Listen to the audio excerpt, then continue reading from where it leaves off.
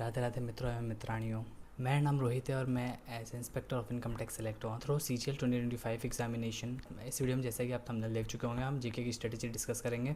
And ये मेरा score card आप इसमें देख सकते हैं कि मेरे इंग्लिश के मार्क्स 135 आउट ऑफ 135 है, रीजनिंग में 90 आउट ऑफ 90 है, in maths also it could be 90 out of 90, but 2 silly mistake हो जाने की वजह से ये 82 रह गए। बट बाकी 3 सब्जेक्ट जहाँ पर मेरी रैंक सीधा टॉप 100 वाले स्टूडेंट्स के साथ मैच हो रही थी, मेरे जीके में 50% मार्क्स भी नहीं आए। जहाँ पर मेरी रैंक टॉप 100 में आ रही थी वो रैंक सीधा 1200 प्लस चली गई। ऐसा नहीं है कि मेरी जीके बहुत ज़्यादा वीक थी, बट मैंने स्ट्रेटेजी में कुछ मिस्टेक्स करी थी जिस वजह से मेरी रैंक टॉप 100 से सीधा 1200 तक चली गई। तो मैंने क्या मिस्टेक्स करी थी, तो इस वीडियो में हम स्टार्टिंग में वही मैं आपको गलतियाँ बताऊंगा जो मैंने स्ट्रेटेजी में करी थी। वो गलती आपको बिल्कुल भी नहीं करनी है। Then we will discuss some basic things कि आपको जीके को कैसे अप्रोच करना चाहिए, कितना टाइम देना चाहिए वगैरह वगैरह। देन सबसे लास्टली मैं आपको कुछ 2-3 टिप्स दूंगा जिससे आपके जीके के मार्क्स इंप्रूव हो पाए। तो शुरू करते हैं वीडियो को। सबसे पहले मैं आपको गलतियाँ बताता हूँ जो मैंने की थी। सबसे पहली जो मिस्टेक है, don't dive into the interest. क्योंकि जब हम सिर्फ और सिर्फ इंटरेस्ट के लिए पढ़ने लगते हैं, एग्जाम को ध्यान में रखते हैं, तो हम बेवजह की चीज़ें पढ़ने लगते हैं जो कि एग्जाम में इसका कोई भी रोल नहीं होता है। हम उसको अच्छे से रिवाइज करने पर फोकस नहीं करते हैं, मतलब खाली हम जानने के लिए, क्यूरियोसिटी के लिए चीज़ें जानते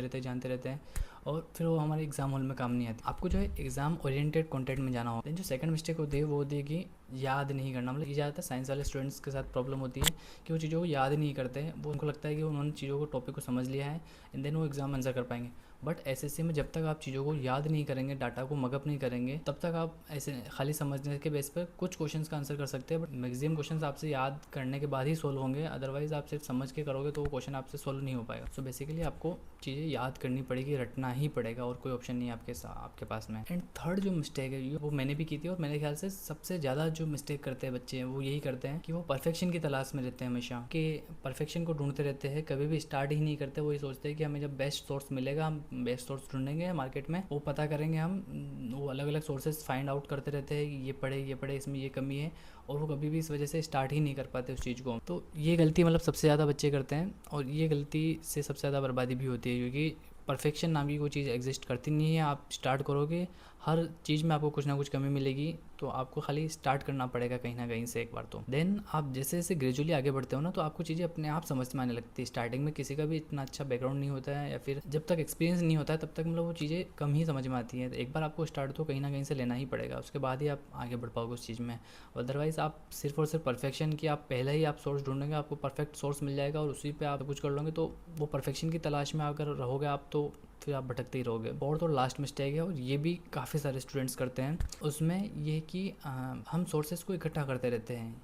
ये वाली गलती भी मैंने करी थी कि मल्टीपल सोर्सेज को इकट्ठा करते रहना, और मतलब ऐसा सोचना है कि इसमें ये भी बढ़िया सोर्स है, ये भी बढ़िया सोर्स है, इससे भी पढ़ लूँगा, इससे भी पढ़ लूँगा, इससे भी पढ़ लूँगा, तो मेरा बहुत अच्छा मतलब प्रिपरेशन हो जाएगा कि सारे चीज़ों से मैंने कवर कर लिया है। पर ट्रस्ट में अगर आप एक सोर्स नहीं चुनेंगे तो आप कभी भी उसको रिवाइज़ नहीं कर पाएंगे, और जब तक आप रिवाइज़ नहीं कर पाएंगे तब तक वो चीज़ आपको पढ़ी हुई एग्जाम में कभी भी हेल्प नहीं करेगी। आप कभी भी मतलब उस क्वेश्चन में आप हमेशा आप कंफ्यूज हो जाएंगे और काम आंसर नहीं कर पाएंगे। तो ये चारों मिस्टेक आपको बिल्कुल अवॉइड करनी है। मैं अगेन आपको रिपीट कर देता हूँ ताकि आपके माइंड में बैठ जाए वो चीज़ें। पहली गलती आपको ये नहीं करनी है कि आपको इंटरेस्ट के पीछे नहीं भागना है सिर्फ और सिर्फ। दूसरी गलती, आपको चीज़ों को समझना है, बट सिर्फ और सिर्फ समझने के साथ उसको छोड़ नहीं देना, उसको याद भी आपको करना ही पड़ेगा। तीसरी गलती कि आपको परफेक्शन के लिए नहीं जाना है, आपको स्टार्ट करना है कहीं ना कहीं से। आप धीरे धीरे जब आपको एक्सपीरियंस होगा तो आपको खुद को चीज़ें और पता चलती जाएगी। अदरवाइज़ आप स्टार्टिंग में ही परफेक्शन ढूंढोगे तो आप स्टार्ट ही नहीं कर पाओगे उस बेस पर। एंड फोर्थ एंड लास्ट चीज़ कि आपको सोर्सेज को इकट्ठा नहीं करना है बहुत सारों को। हाँ, आप मल्टीपल सब्जेक्ट्स के लिए मल्टीपल टीचर्स या फिर मल्टीपल सोर्सेज चूज़ कर सकते हैं, बट पर आप एक ही सब्जेक्ट के लिए मल्टीपल टीचर्स से या फिर मल्टीपल सोर्सेज से पढ़ रहे हो तो ये नहीं करना कभी भी। इसके बाद हम नेक्स्ट चीज़ पाते हैं कि हमें जीके को कैसे अप्रोच करना चाहिए, कि किस तरीके से हमें सिलेबस एंड प्लानिंग करनी चाहिए। तो देखो, जीके में सबसे पहली चीज़ मैं आपको बताता हूँ कि बहुत ही ज़्यादा अनप्रेडिक्टेबल होती है, प्लस इसके अंदर जो है लक फैक्टर का काफ़ी रोल हो जाता है। क्योंकि जैसे मैथ्स रीजनिंग में होता है कि अगर आपने कोई सिलेबस पढ़ा है, कोई टॉपिक पढ़ा है, तो उसके आसपास का या फिर कुछ भी रिलेटेड चीज़ अगर पूछ ली है तो आपने जो पढ़ा है उसका यूज़ करके आप उसका आंसर कर पाओगे। पर वहीं जीके में कई बार ऐसा हो जाता है कि अब सीधा वो डाटा पूछ लेता है, तो अगर वो आपने पढ़ा भी है उस टॉपिक, उसने कोई जो पर्टिकुलर डाटा पूछा है वो आपने नहीं पढ़ा है, तो आपने जो पढ़ा है उसका यूज़ करके आप उसका आंसर नहीं कर पाओगे। प्लस उसने कोई पर्टिकुलर टॉपिक पूछा है, आपने 10 चीज़ें पढ़ी हैं पर उसने उठा करके 11वीं पूछ ली है, तो फिर बाद में मतलब वो एक लक फैक्टर हो जाएगा कि आपने जो पढ़ी है उसमें से आया ही नहीं, तो वो चीज़ें जीके में काफ़ी ज़्यादा होती है। इस वजह से तो मैं आपको सबसे पहले एडवाइस ये करूँगा कि आपको जो अपना फोकस, टाइम और एनर्जी है वो जीके पर सबसे लास्ट में खर्च करना चाहिए। जो बाकी के 3 सब्जेक्ट हैं, मैथ्स, रीजनिंग एंड इंग्लिश, इसके बाद अगर आपके पास टाइम बच पा रहा है तो ही आप जीके पे इन्वेस्ट कीजिए। क्योंकि रीज़न ये है कि देखो, आपका सिलेक्शन जो जो इंश्योर करेगा वो आपकी मैथ्स, रीजनिंग एंड इंग्लिश ही होगी।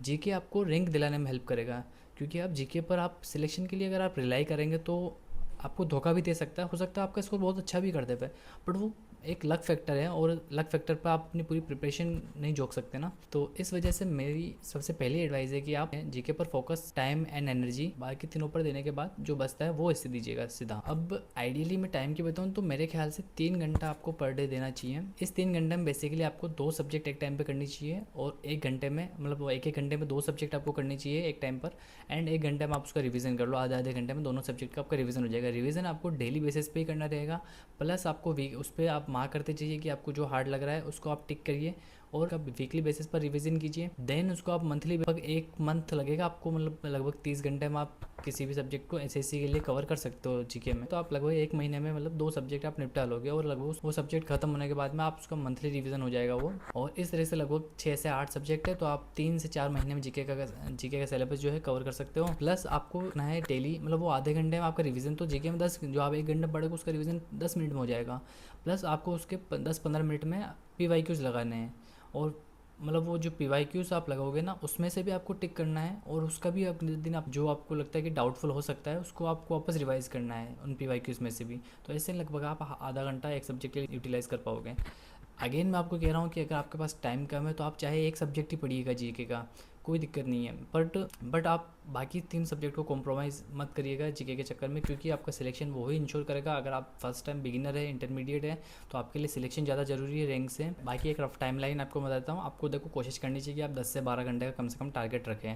इसके अंदर आपको 3 से 4 घंटे इंग्लिश के लिए, 3 से 4 घंटे मैथ्स के लिए, 1 घंटा लगभग रीजनिंग के लिए इनफ है, और लगभग 2 घंटे आपको मॉक टेस्ट के लिए। तो ये लगभग 9 से 11 घंटे आपके हो जाते हैं। और इसके बाद आपको 3 घंटे, अगर आप इधर 9 घंटे देते हो तो लगभग 3 घंटे आप जीके के दोगे तो ये 12 घंटे हो जाएंगे। उधर आप लगभग 11 देते हो तो भी लगभग 14 घंटे हो जाएंगे, जो कि आप दे सकते हो। आप टारगेट तो रख ही सकते हो देखो, क्योंकि जैसा आप मैथ्स में टारगेट 4 घंटे का रखोगे, आप किसी दिन कम पढ़ पा रहे हो तो मैथ्स में वो 3.5 हो जाएगा, 3 हो जाएगा। इंग्लिश में भी 3.5, 3 हो जाएगा। जीके में भी आप 3 रख रहे हो तो 2.5 हो जाएगा।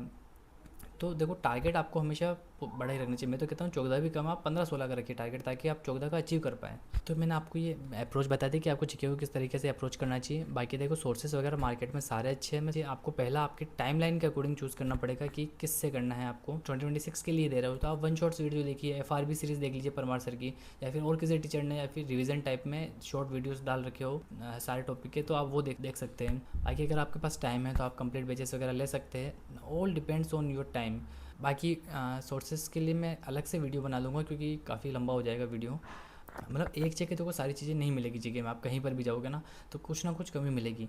तो आप बस कोई भी सोर्स पकड़ो, आपको 50-60-70% चीज़ें ही होती है जो कि आपको सोर्सेज से होगी। अदरवाइज़ आपको धीरे धीरे आप प्रैक्टिस करोगे, जैसे एग्ज़ाम होते जाते हैं और उनके PYQs आते जाते हैं हमारे सामने, नए क्वेश्चन पेपर्स हमारे सामने आते जाते हैं, तो हमें आइडिया लगता है कि अभी क्या ट्रेंड क्या चल रहा है एग्ज़ाम का थोड़ा सा। इसके बाद मैं आपको कुछ टिप्स बता देता हूँ जो कि आपके मार्क्स इंप्रूव करने में काफ़ी हेल्प करेगी। पहली टिप है कि आपको ऑप्शंस की हेल्प लेनी है, आपको ऑप्शन एलिमिनेशन यूज़ करना पड़ेगा। अब तो देखो, जीके में ये भी आपको एडवांटेज है कि सेक्शनल टाइमिंग होने की वजह से बाकी में भले आपके टाइम थोड़ा कम पड़ सकता है, बट जीके में आपको इनफ टाइम मिलेगा, तो आप ऑप्शंस को अच्छे से रीड कर सकते हैं। जीके में जैसे मैंने आपको बताया कि देखो, अगर आप 10 चीज़ें पढ़ोगे वो 11 पूछ लेगा, तो अगर उसने डाटा पूछा तो आप वैसे भी कुछ नहीं कर सकते। बट उसने कुछ ऐसा आपको हिंट अगर ऑप्शन में मिल रहा है, कुछ और चीज़ें आपको पता चल रही है, आप कुछ और चीज़ें सोच पाते हो क्वेश्चन पढ़ करके, तो आपको ऑप्शन की हेल्प लेकर के अगर आप 1-2 क्वेश्चन भी कर पाओगे ना, तो आपको हज़ारों बच्चों से आगे करेगी वो चीज़। इसलिए आपको ऑप्शन एलिमिनेशन के लिए प्रैक्टिस करनी चाहिए। उस तरीके से सोचने के लिए आपको अपने आप को एडप्ट करना चाहिए, प्रैक्टिस वगैरह में, मॉक वगैरह में, सब में। एंड देन सेकंड जो टिप है वो ये है कि आपको ट्रिक्स और निमोनिक्स वगैरह की मदद से जो है चीज़ों को याद करना चाहिए, जो कि जैसे DPSPs वगैरह हो गए, फंडामेंटल राइट्स हो गए, फंडामेंटल ड्यूटीज़ हो गई, 5 ईयर प्लान्स हो गए। इस टाइप की जो चीज़ें हैं ना, देखो आप समझ लोगे चीज़ों को, कर लोगे सब कुछ, और आप एक बार के लिए याद भी कर लोगे। बट आजकल एग्जाम में सेक्शंस पूछ लेते हैं, सब सेक्शंस पूछ लेते हैं एक्यूरेट, तो वो आपको आता भी होगा तो ऑप्शंस कई बार इतने क्लोज दे देता है कि आप कंफ्यूज हो जाओगे उसमें। वो अगर आपने ट्रिक वगैरह से याद किया होगा तो आप उसको इजीली मतलब एग्जाम में कर पाओगे, इजीली आप कर पाओगे, अदरवाइज आप नेगेटिव मार्किंग ले बैठोगे उसके अंदर। तो आप इन दो चीज़ों को आप कंसिडर कर सकते हैं, पहला कि आप ऑप्शन की हेल्प लीजिए, प्लस दूसरा कि आप न्यूमोनिक्स और ट्रिक्स वगैरह से याद कीजिए ताकि एग्ज़ाम में आपको हेल्प मिले उससे। तो ये सारी चीज़ों का आपको ध्यान रखना है। अगेन मैं रिपीट करता हूँ, आपको मैंने 4 गलतियाँ बताई थी स्टार्टिंग में, वो आपको नहीं करनी है।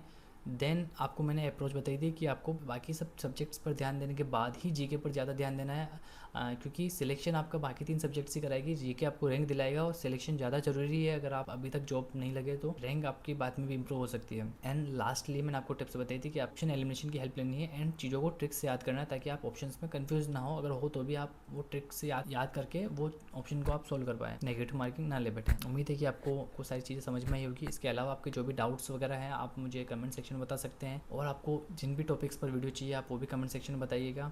मैं मैथ्स वगैरह के लिए भी प्रैक्टिस सेट्स वगैरह का सोच रहा हूँ आपके लिए। एक तरह से वो completely revision plus practice batch होगा, जिसमें कि आपको मैं चीज़ें रिवाइज भी कराऊंगा साथ के साथ, और इंपॉर्टेंट जो क्वेश्चन है, मोस्ट रिपीटेड क्वेश्चन है, वो बेस्ट मेथड के साथ मैं आपको सॉल्व कराऊंगा, ताकि क्योंकि अब देखो हार्ड क्वेश्चन तो आपको वैसे भी है ना ज़्यादा फ़ायदा नहीं देंगे, क्योंकि अगर आपको कोई क्वेश्चन 2 से 3 मिनट लग रहे हैं सॉल्व करने में तो आपको अवॉइड ही करना चाहिए अभी के सेक्शनल टाइमिंग के बाद में। तो हम इजी टू मॉडरेट्स वाले सारे जो क्वेश्चन हैं वो सारे हम प्रैक्टिस प्लस रिवीजन करेंगे। कमेंट, लाइक, सब्सक्राइब कीजिएगा ताकि मेरा भी मोटिवेशन बना रहे, और थैंक यू।